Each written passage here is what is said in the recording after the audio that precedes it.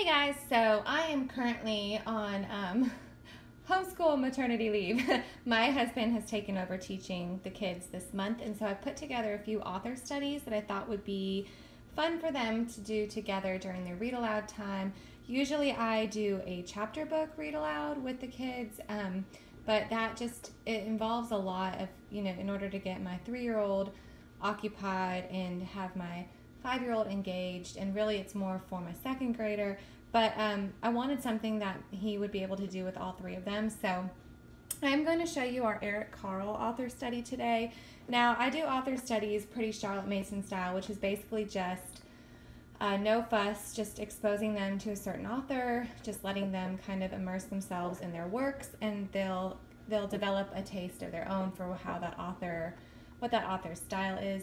So I checked out a ton of Carle books for them at the library, and this will be now for their read aloud, and these are also in their book baskets. So we have 2 different ways that 3 different ways that we read in our house. We do our read aloud in the afternoons for homeschool, which is the end of our school day, turn the lights down, and I read them a book. That is usually when, like I said, I will read them a chapter book, but for now it's going to be this. They also have a book basket by their rooms, which at certain times throughout the day and the week and the afternoons specifically, I ask them to go read books in their room for a little while for some quiet time. Some people call it silent reading, some people call it drop everything and read time, things like that. We just call it quiet time. And then thirdly, we read them bedtime stories. So this is also available, these books are available to them to choose as their bedtime books if they're interested.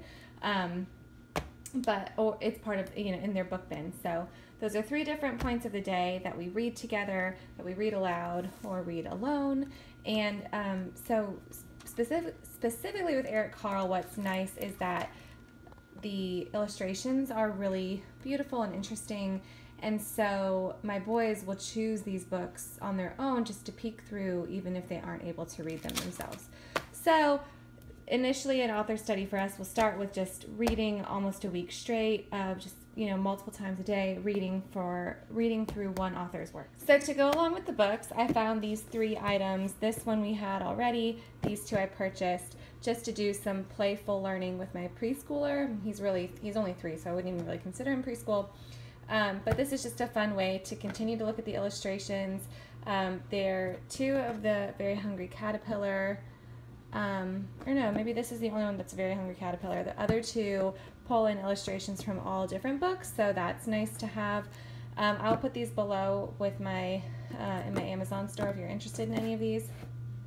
But this is just a way to pull my preschooler in. Again, if you have Pinterest, there are so many different free resources.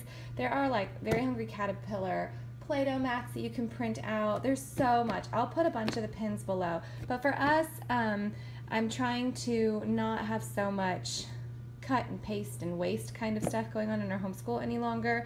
I'm trying to make it a little more streamlined and clean. So these games were more appropriate for what I'm going for with the 3 kids' ages. But like I said, if you are only schooling a preschooler or you just have young elementary students and you would really love to go more specifically into that one age group, Pinterest has a ton of resources. I know there's like a chameleon craft you can do it goes with the mixed up chameleon. It's like a plate that you spin. That's a really fun one. But again, I'm just trying to not do that many throwaway art projects. That being said, this is the art that I've chosen to use with this author study. So with this, Carle is obviously known for the artistic style that he has. And so I found this tissue paper. It's a very thick tissue paper. It's a craft grade tissue paper. And then they're going to be doing a mixture of tissue paper painting and painted paper, I believe it's called. The painted paper is just you take a white piece of paper and you make 4 layers of color. So the first layer, just on the white paper, you cover with one color completely with just a brush stroke. The second layer, you add, say, you take a little rolling pin and add a second one on top, let it dry. Third layer, you do something different, maybe an opposite direction, and on and on. And so you have 4 layers of color or 4 layers of pattern. and then they have created their own paper. That can be used for any art project. That's why I have chosen these two as their art projects for this author study, just because they can use that for anything. So they can make 25 pieces of painted paper, and then they can pull it out and use it later in a completely different study. So I know I've mentioned Charlotte Mason already with the study of the author style. This is not how Charlotte Mason does author studies, but this is just how I've chosen to use it. And it's kind of the same thing with the art. So she mentions making masterpieces and teaching skills rather than making, just disposable crafts. And so I thought that doing it this way was teaching more of a skill, an art skill that they can use for other artistic endeavors. So then the same idea with the tissue paper. I've got a bunch of different foam rollers here, different textures. And then any household items can be used. Sorry, this is really dirty. We just did an art project on here a little while ago.